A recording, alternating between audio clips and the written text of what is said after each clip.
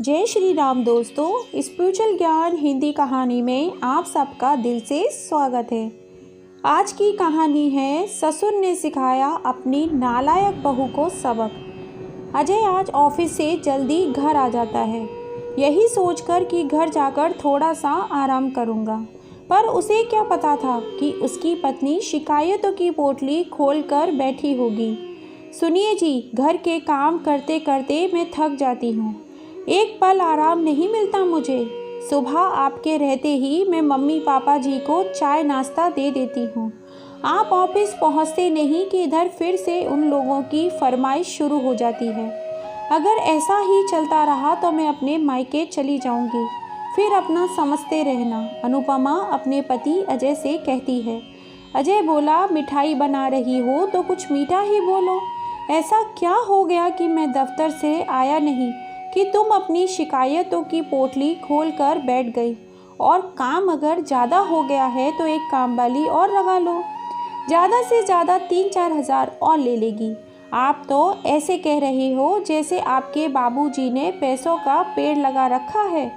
अरे, एक काम वाली और रखूँगी तो क्या खर्चा नहीं बढ़ जाएगा? अरे, इसमें कौन सी बड़ी बात है, तुम अपने खर्चे थोड़े कम कर देना और मुझे यह रोज़ रोज़ की परेशानी मत बताया करो। तंग आ गया हूँ मैं तुम्हारी रोज़ रोज़ की शिकायतों से। अरे, अगर उनके लिए कोई दूसरा इंतज़ाम होता तो मैं तुम्हारे कहने से पहले ही कर देता। मुझे भी कोई शौक़ नहीं है रोज़ के प्रवचन सुनने का जिससे कोई फ़ायदा ना हो। इतना कहकर अजय अपने कमरे में आराम करने के लिए चला गया। अजय के जाते ही अनुपमा के पास शर्मिला जी आई और बोली, बहू, जब से तुम हमारे घर में आई थी तो मैंने सोचा था तुम्हारे आने से हमारे घर में खुशहाली आ जाएगी, क्योंकि हमारा बेटा हमारे साथ उठता बैठता नहीं है। तुम्हारे साथ रहकर शायद उसके मन में दया की भावना आ जाएगी और वह हमारे संग अच्छे से बैठेगा उठेगा, और तुम तो उसे और हमारे खिलाफ कर रही हो। मैं अभी इधर से गुजर रही थी, तभी मैंने तुम्हारी और अपने बेटे की बात सुनी। आखिर इस घर में मैंने तुम्हें क्या कमी होने दी? कल तक यह घर और बेटा सब कुछ मेरा था। मैंने सब कुछ तुम्हारे नाम सौंप दिया। तुमसे मुझे ऐसी उम्मीद नहीं थी। इतने अरमानों के साथ तुम्हें इस घर में लेकर आई थी, तुमने मुझे ऐसा सिला दिया। आखिर कौन सी फरमाइश तुमसे करते हैं हम? अनुपमा बोली, मम्मी जी, मेरा मुंह मत खुलवाइए। मेरे आने से पहले लगता है आप कोई महारानी थी।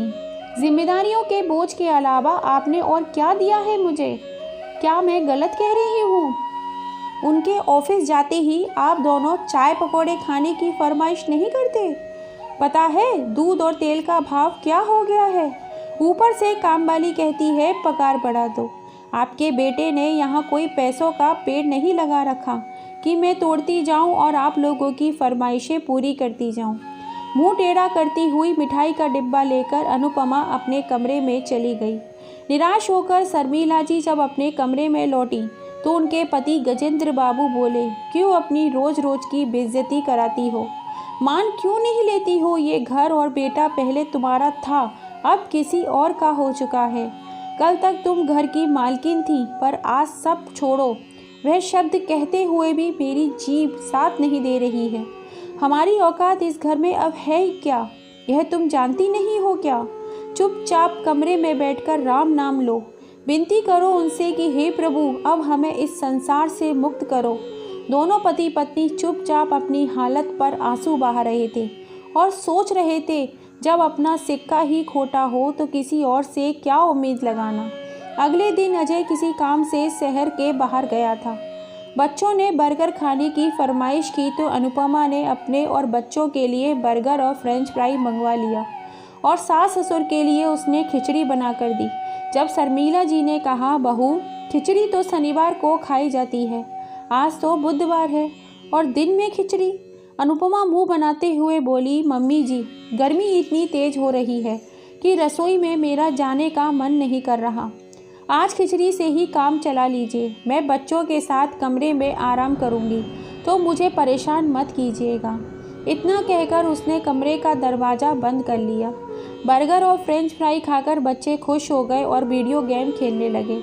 अनुपमा के पास कुछ काम नहीं था तो वह अपनी सहेली मीना से बात करने लगी और अपने घर की हालत उसे बताने लगी। मीना बोली, तुम्हें उनसे काम निकलना नहीं आता क्या? अरे जब घर में काम वाली है तो दूसरी काम वाली को इतने पैसे क्यों देती हो? तुम्हारी सासू माँ भारी काम नहीं कर सकती मगर बैठे बैठे बर्तन तो धो सकती है। काम वाली से दूसरे काम कराया करो, और बर्तन धोना, सब्जी काटना, कपड़े धोना, और मेरी मान तो गैस को भी नीचे रख दे। सुबह की रोटियां भी अपनी सास से बनवा लिया कर। यह सारे काम अपनी सास से करवाया कर। शाम को कुछ तीखा चटपटा बनाकर खुद भी खाया कर और थोड़ा सा उन दोनों को भी दे दिया कर। शाम से ही अनुपमा मीना के सुझाव पर विचार कर रही थी और मन ही मन सोच रही थी, कहीं अगर वह ऐसा करे और सास ससुर ने विद्रोह कर दिया तो। तभी उसकी छोटी बहन राजकुमारी का फ़ोन आया। पता है दीदी, मेरी सास मुझे 1 मिनट चैन से नहीं रहने देती। सब खाकर उठ जाते हैं तब मुझे खाना खाने को कहती है। अगर फरमाइश पूरी ना करूं तो मेरी शिकायत मेरे इनसे करती है। और ये ठहरे श्रवण कुमार, तुम्हारा अच्छा है, जीजा जी तुम्हारी बात तो सुनते हैं और तुम्हारी सास ने भी तुम्हें कम परेशान नहीं किया होगा। ना जाने ये सास बुरी क्यों होती हैं। बहन की तकलीफ़ सुनकर अनुपमा ने निर्णय कर लिया कि वह मीना का नुस्खा अपनाना ही पड़ेगा। 2 दिन बाद जब अजय आए तो अनुपमा बिल्कुल ठीक थी। जैसे ही वह दफ्तर गया, अनुपमा ने कमर में बेल्ट बांधी और शर्मिला जी को चाय देने गई। शर्मिला जी ठहरी सीधी सादी ममता की मूरत। उन्होंने पूछा, क्या हुआ बहू, क्या तबीयत खराब है? अनुपमा मुंह बनाते हुए बोली, मम्मी जी मेरी कमर में बहुत तेज दर्द हो रहा है। बैठने उठने में भी बहुत ज़्यादा प्रॉब्लम हो रही है। ऊपर से शांति काम वाली बोली है कि वह बर्तन और कपड़े नहीं धोएगी। उसके हाथ में दर्द है, वह दूसरे काम कर देगी। अब आप ही बताइए, मैं कब बर्तन धोऊंगी, कब कपड़े धोऊंगी, कब खाना बनाऊंगी? कोई नहीं जिससे मैं मदद मांग सकूं। गजेंद्र बाबू शंका भरी दृष्टि से अपनी बहू को देख रहे थे। शर्मिला जी बोली, ऐसा क्यों कह रही हो बहू? मैं तुम्हें बेटी से कम नहीं समझती हूँ। चलो मैं तुम्हारी मदद करवा देती हूँ। इतना कहकर वह अनुपमा के साथ चली गई। अनुपमा बोली, मम्मी जी आपसे बर्तन धुलवाने में अच्छा तो नहीं लगता, पर क्या करूँ, अगर मेरी कमर में दर्द नहीं होता तो आप ऐसा कीजिए, नीचे बैठकर बर्तन धो लीजिए, आपको कोई दिक्कत नहीं होगी। मैं दवाई खाकर दूसरे काम कर लेती हूँ। इतना कहकर वह कमरे में आराम करने के लिए चली गई। काम वाली अनुपमा के कमरे में झाड़ू लगा रही थी। वह बोली, भाभी जी क्यों अपने सर पे पाप लेती हो? जो आपको बहुरानी बनाकर घर में लाए, आप उनसे नौकरानी वाले काम करा रही हो। अनुपमा बोली, चुपचाप जितना तुझसे कहा गया है उतना कर। बर्तन धोना, कपड़े धोना और सब्जी काटना मम्मी जी कर लेंगी। तुम आज से झाड़ू पोछा किया करो, और हाँ, हफ्ते में 1 दिन मेरी मालिश भी कर दिया कर। काम वाली हैरानी से अनुपमा की तरफ देखती रही और अपने काम करती रही। दोपहर के खाने में अनुपमा ने आज पनीर की सब्ज़ी बनाई। सास ससुर को रोटी चावल के साथ पनीर की सब्ज़ी दी। शर्मिला जी देखकर खुश हो गई और गजेंद्र बाबू से बोली, आज तो आपकी पसंद की पनीर की सब्ज़ी बनी है। चलिए, लगता है बहू को हम पर दया आ गई।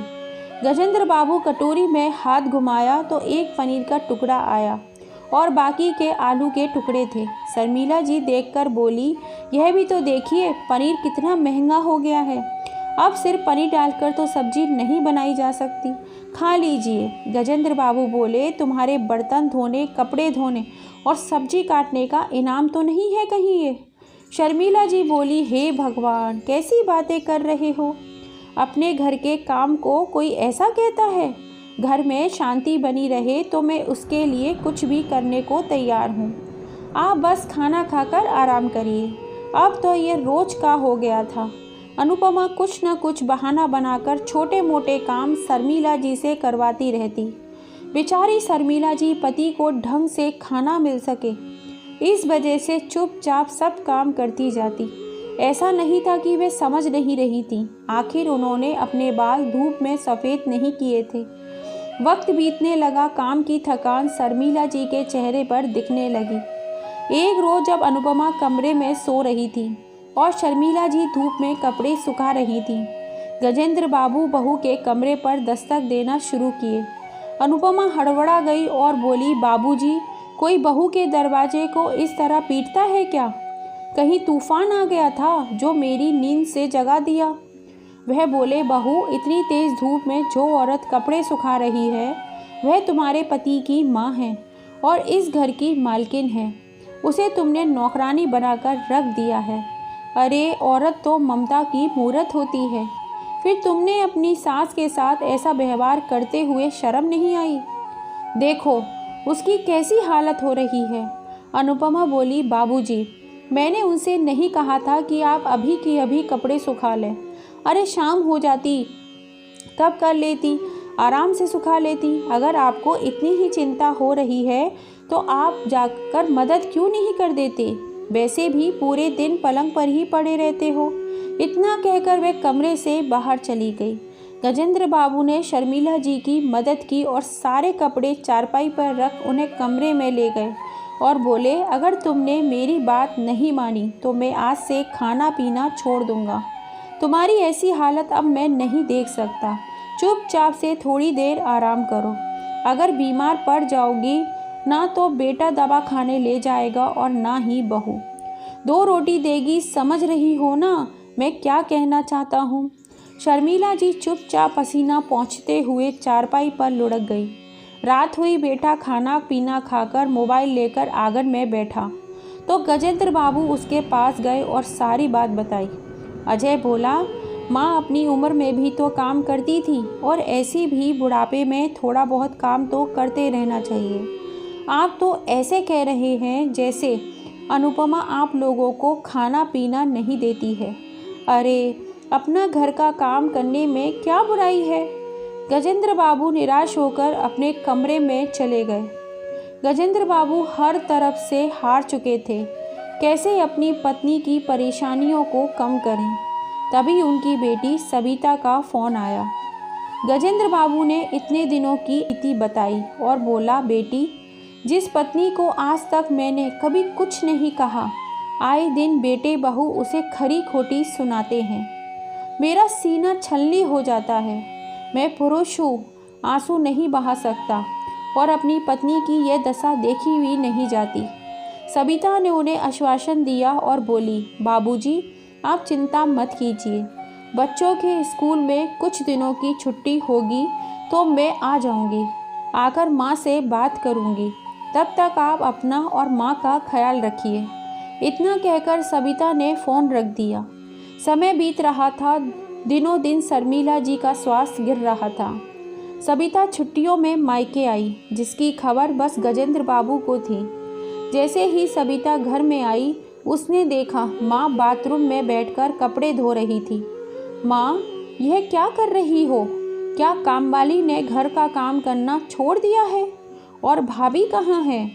अनुपमा ने जब ननंद की आवाज़ सुनी तो हड़बड़ा कर उठी और आंगन में दिखी तो नंद सास का हाथ धुला रही थी और बोल रही थी, माँ, भैया की शादी करके क्या आप अपने लिए मालकिन लाई थी या घर की बहू लाई थी जो आज यह दिन देख रही हो? मानती हूँ बहू की मदद करनी चाहिए, परंतु उसके लिए सास की उम्र और सेहत भी देखनी चाहिए। अनुपमा मुस्कुरा कर बोली, सविता जी, आप कब आई? आने से पहले खबर भी नहीं दी। सविता बोली, अपने घर में आने से पहले खबर देने की क्या ज़रूरत है? और खबर देकर आई तो सच्चाई कैसे दिखती? औरत तो ममता की मूरत होती है। आप मेरी माँ से यह सब काम करवा रही हो। और काम वाली शांति, तुम क्या कर रही थी? शांति डर कर बोली, मैं तो भाभी जी की कमर की मालिश कर रही थी। सविता बोली, यह जिसका घर है वह कपड़े धो रही है और बहू मालिश करवा रही है? क्या ज़माना आ गया है। अरे भाभी, कुछ तो शर्म करो, भगवान से डरो। कल को आपकी भी बहू आएगी और आपसे यह सब करवाएगी तो कैसा लगेगा? अनुपमा बोली, घर जाते ही आते ही आपने कलह शुरू कर दिया। हाँ, आप तो बोलोगी ही, आपकी माँ जो हैं, कोई बहू की तकलीफ़ कहाँ देखता है। सबिता बोली, भाभी मैं ये नहीं कहती कि हर बहू बुरी होती है, पर हर सास भी बुरी हो ये ज़रूरी नहीं है। किसी और की सास अगर बुरी हो तो क्या मेरी माँ भी बुरी हो गई जो आप उनके साथ ऐसा व्यवहार कर रही हैं? इतना कहकर सबिता शर्मिला जी को कमरे में ले गई। बेटी को लाड़ करते हुए शर्मिला जी बोली, तुमने आने की खबर भी नहीं दी, और ये क्या अकेली ही आ गई? दामाद जी और बच्चों को क्यों नहीं लाई? सबिता बोली, माँ अगर मैं तुम्हारे दामाद और बच्चों को लाती तो वह तुम्हारी ये हालत देखकर क्या सोचते? माना बहू की माँ बनना बहुत अच्छी बात है, परंतु बहू को अपनी मालकिन तो मत बनाओ। और बाबूजी एक बात बताओ, इन सब के दोषी भैया भाभी के साथ आप और माँ खुद हैं। इधर अनुपमा ने फटाफट अजय को फ़ोन किया। अजय भी दफ्तर से जल्दी लौटकर घर आ गया। अनुपमा सबके लिए चाय लेकर आई तो अजय बोला, मैंने सुना घर में आते ही तुमने सबकी क्लास ले ली। सबिता बोली, अच्छा, और आपके दफ्तर तक खबर पहुंच गई? फिर तो माँ जी को जो हालत है वह भी आपको पता ही होगी। फिर भी आप माँ की परेशानियों से अनजान हैं। अजय बोला, तुम कहना क्या चाहती हो? सबिता ने पूरी बात बताई। अजय बोला, तो घर के कामों में अगर माँ अपनी बहू की मदद कर देती है तो क्या तुम्हें तकलीफ़ है? माँ बेटी की मदद करे तो मदद, और बहू की मदद करे तो गुलामी। सबिता बोली, मुझे शर्म आ रही है कि आप अपनी माँ की तकलीफ़ समझ नहीं पा रहे हैं, तो आपकी पत्नी कैसे समझेगी? बाबूजी, आप ये भूल गए कि यह घर परिवार आपने अपने दम पर खड़ा किया था। फिर आप अपने बेटे बहू की गुलामी कैसे सहन कर सकते हैं? मेरी सास भी मेरे साथ रहती है। मेरी हिम्मत नहीं होती कि मैं उनसे कुछ कह सकूं, क्योंकि मैं जानती हूँ आज के बुजुर्ग भी अपने अधिकारों के प्रति सजग हैं। जब तक वे ना चाहें अपनी संपत्ति का एक टुकड़ा भी अपने बच्चों को नहीं देने देंगे। अगर मुझे मेरा अधिकार चाहिए तो मुझे जिम्मेदारी भी उठानी होगी, पर यहाँ तो जिम्मेदारी उठाई नहीं जा रही है बल्कि बुजुर्गों को दी जा रही है। अजय बोला, सबिता तुम हमारे घर की शांति भंग कर रही हो। अपने घर की बात अपने घर में रखो। सबिता बोली, नहीं, यह घर भी मेरा है और मेरा भी इस घर पर अधिकार है। अनुपमा बोली, अब आई असली बात जुबान पर। यह कहिए कि आपको घर और संपत्ति में हिस्सा चाहिए। सबिता बोली, मुझे भगवान का दिया हुआ सब कुछ है। मुझे मायके की संपत्ति और घर में हिस्सा नहीं चाहिए। अगर माता पिता के साथ ऐसा वैसा व्यवहार रहा तो शायद मैं आपको पूरी संपत्ति लेने नहीं दूंगी। बेटी की बातों को सुनकर गजेंद्र बाबू को साहस आया। उन्होंने कहा, सबिता सही कह रही है। सबिता, अब तुम हमारे बारे में इतना सोचती हो तो मैं सोचता हूँ अपनी सारी संपत्ति तुम्हारे नाम ही कर देता हूँ। सबिता हैरान होकर गजेंद्र बाबू की ओर देखने लगी। अनुपमा बोली, बाबूजी आप ऐसा कैसे कर सकते हैं? गजेंद्र बाबू बोले, हाँ बहू, क्योंकि तुम तो अपनी सास को सास नहीं नौकरानी समझती हो। फिर मैं क्यों दूं तुम्हें अपनी संपत्ति? तुम्हारा पति कमाता है और तुम तो कह रही थी कि तुम हमें पाल रही हो। ऐसा करो, अपने पति और बच्चों को लो और किसी दूसरे घर की रानी बनो। अजय चुपचाप था। शर्मिला जी बोली, बेटा तुम कुछ नहीं बोलोगे? अजय बोला, मैं सास बहू के झगड़ों में नहीं पड़ना चाहता, इसलिए आज तक मैं कभी भी कोई दखल नहीं देता था। सबिता बोली, भैया अगर भाभी की बहन की सास बुरी है तो क्या हमारी माँ भी बुरी है? क्या आपने देखा कभी माँ को भाभी के साथ गलत व्यवहार करते हुए? फिर यह हमारी माँ के साथ ऐसा व्यवहार कैसे कर सकती हैं? 2-3 दिन तक घर में शांति छाई रही। सबिता अपने पिता से बोली, बाबूजी मुझ पर मेरे सास ससुर और पूरे परिवार की जिम्मेदारी है। मैं उन्हें छोड़कर यहाँ तो नहीं रह सकती। अगर आप मेरे साथ चलना चाहें तो चल सकते हैं, वरना ऐसी भी आपकी स्थिति नहीं हुई है कि आप अपने घर के फैसले नहीं ले सकते। और माँ, आप रिश्तों को बचाने के लिए इतना मत झुको कि वह आपकी कमज़ोरी बन जाए। पिता को हौसला देकर बेटी अपनी जिम्मेदारियों को निभाने चली गई। 2-3 दिन बाद गजेंद्र बाबू ने सबको इकट्ठा बुलाया। अजय की अकड़ अभी भी कम नहीं हुई थी। गजेंद्र बाबू एक इज्जतदार आदमी थे। समाज में अपनी इज्जत कम ना हो जाए इसलिए उन्होंने एक फैसला लिया और बोला, यहीं पास में मैंने एक ज़मीन खरीदी थी, वह मैं तुम्हारे नाम कर रहा हूँ और तुम्हें 3 महीने का वक्त दे रहा हूँ। उस पर तुम अपने लिए एक घर बना लो और इस घर को खाली कर दो। मेरी पूरी संपत्ति का आधा हिस्सा मैं सबिता के नाम करूँगा और आधा तुम्हारे बच्चों के नाम कर दूँगा। यह मेरा आखिरी फैसला है। इतना कहकर वह कमरे में चले गए। बेटा बोला, माँ, किस बात की सज़ा मिल रही है? मैंने तो आपके साथ कभी बुरा नहीं किया। शर्मिला जी बोली, बेटा तुमने बुरा तो नहीं किया, पर कभी तुमने अच्छा भी नहीं किया।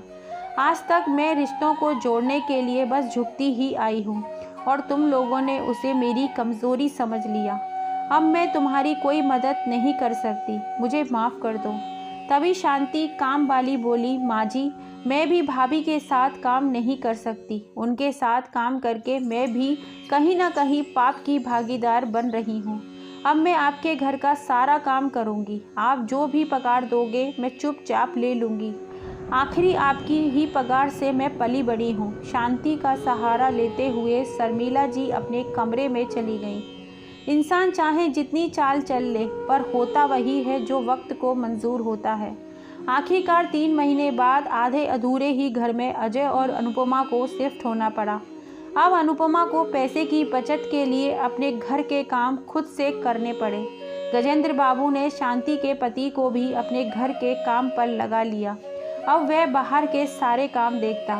ऊपर वाले घर में किराया लगा दिया। पैसों की कोई दिक्कत नहीं थी। दोस्तों, रिश्तों को बनाने में इंसान की उम्र बीत जाती है। फिर किसी एक गलती से उन रिश्तों के तार तार हो जाते हैं। किसी घर में अगर कोई कमी है तो उससे हमें सीखना चाहिए, ना कि गलती को अपने घर में जगह देनी चाहिए। अच्छे खासे खेलते परिवार को बहू की गलत सोच ने तार तार करके रख दिया। जो मज़ा संयुक्त परिवार में रहने का है, वह मज़ा अलग रहने में बिल्कुल भी नहीं है। आप अपनी राय हमें कमेंट करके बताएं कि आपको कैसे परिवार में रहना अच्छा लगता है। फिर मिलेंगे। जय श्री राम।